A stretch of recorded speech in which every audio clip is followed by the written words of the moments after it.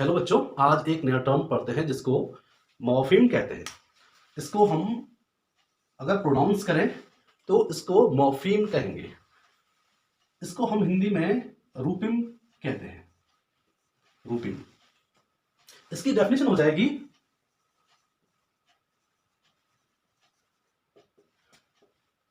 The smallest unit of meaningful word which can not be divided। किसी अर्थपूर्ण शब्द की सबसे छोटी इकाई जो बांटी नहीं जा सकती है या जो विभाजित नहीं की जा सकती है उसे हम मॉर्फीम कहते हैं। Is called morpheme. Is called morpheme. Morpheme. जैसे एक उदाहरण हम देते हैं। हमने यहां पे लिखा डॉग। अगर हम इसको बांटे, इसका हम विभाजन करें तो हम इसको दो तरह से बांट सकते हैं। एक हम डी प्लस ओ जी लिख सकते हैं, दूसरा हम लिख सकते हैं डी ओ प्लस जी। अब देखिए आप इसको डी प्लस ओ जी और डी ओ प्लस जी, ये दोनों जो है विभाजित होकर डॉग का हमने विभाजन किया और वे दोनों के दोनों जो यहां पे जो वर्ड हैं वे मीनिंगलेस हो गए हैं। तो अगर हम इसको बांटते हैं तो ये मीनिंगलेस हो जाते हैं। ये इसके अलावा हम एक उदाहरण और लेंगे। एक है बैड और उसमें हमने एल वाई जोड़ा। अब इसको हम इसमें दो मॉर्फीम है, बैड हो गया और ली। अब आप सोच रहे होंगे कि हमने जो अभी डेफिनेशन लिखी उसमें क्या था कि ये स्मॉलेस्ट यूनिट ऑफ मीनिंग होती है। स्मॉलेस्ट यूनिट ऑफ मीनिंग होती है, अर्थात एक अर्थपूर्ण शब्द की सबसे छोटी इकाई होती है। अब इसका अर्थ तो है, इसका अर्थ हिंदी में देखें तो बुरा है, लेकिन इसका अर्थ सिंपल, इसका जो सिंपल मीनिंग है वो है नहीं, लेकिन इसका फंक्शनल मीनिंग है। Functional meaning, it has its own functional meaning. Functional meaning is also known as grammatical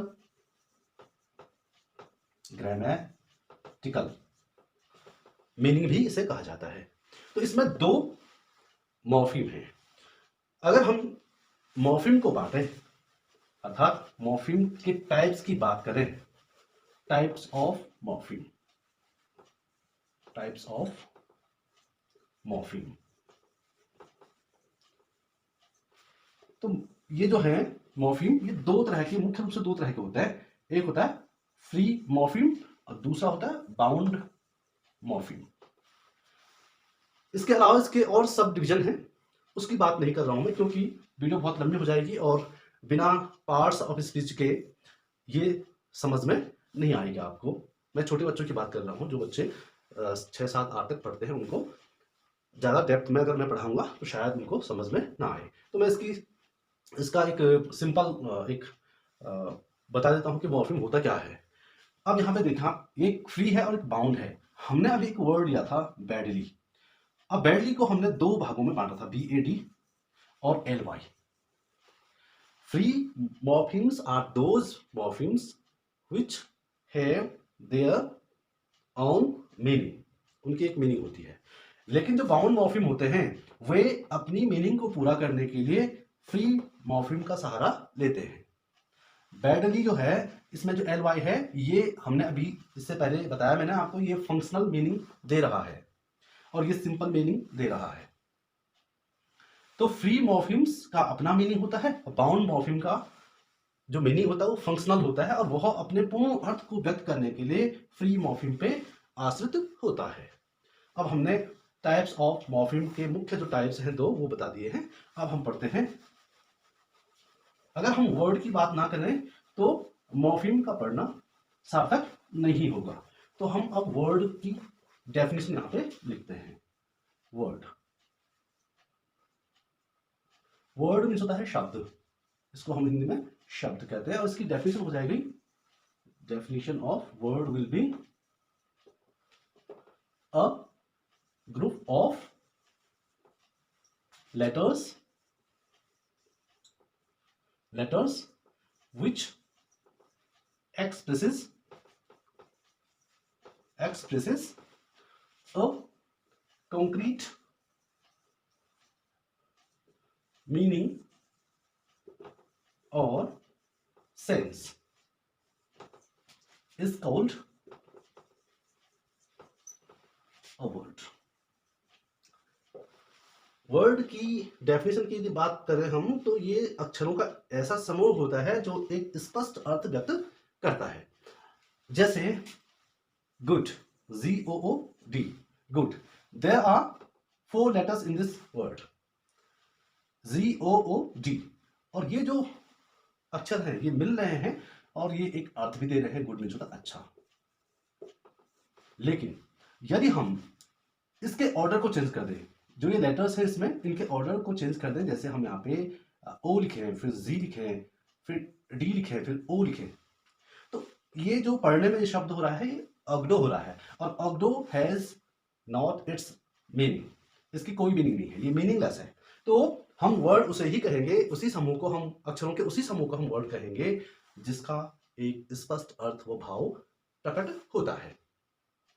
हमने इससे पहले मॉर्फीम पढ़ा। मॉर्फीम में क्या था कि ये सबसे छोटी इकाई होती है किसी अर्थपूर्ण शब्द की, और उसे विभाजित करते हैं तो वो क्या हो जाता है, उसका जो विभाजन होता है, रिमाइंडर्स जो होते हैं वो मीनिंगलेस होते हैं। ये जो है गुड, ये एक वर्ड भी है और एक मॉर्फीम भी है, ये एक वर्ड भी है, मॉर्फीम भी है। अब हम अगर इन दोनों की कंपैरिजन करें, कंपैरिजन अगर हम करें किसकी, comparison of word and morpheme, तो अगर हम यहां पे लिखे मॉर्फीम और इधर लिखे हम वर्ड,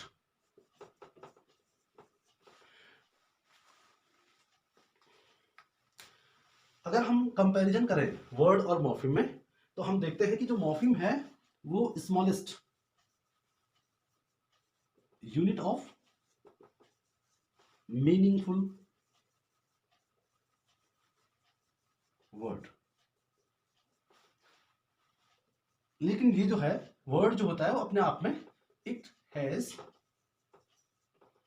ऑलवेज अ मीनिंग, और मीनिंग में क्या क्या हो सकते हैं, इसकी सिंपल मीनिंग हो सकती है, सिंपल मीनिंग हो सकती है, इसकी फंक्शनल मीनिंग हो सकती है, फंक्शनल मीनिंग हो सकती है इसकी, इसके अलावा इसकी सिंबॉलिकल मीनिंग हो सकती है। सिंबॉलिकल, आपने पोम पढ़ी होंगी, तो पोम में जो पोएट होते हैं वो किसी शब्द की सिंबॉलिकल मीनिंग उस पोम में समावेशित करते हैं। दूसरा इनमें जो अंतर है वो ये है कि मॉर्फीम से वर्ड हम बना सकते हैं, लेकिन वर्ड से हम मॉर्फीम नहीं बना सकते हैं। तो morpheme can make new words, लेकिन जो वर्ड्स होते हैं ना, word can not make morpheme.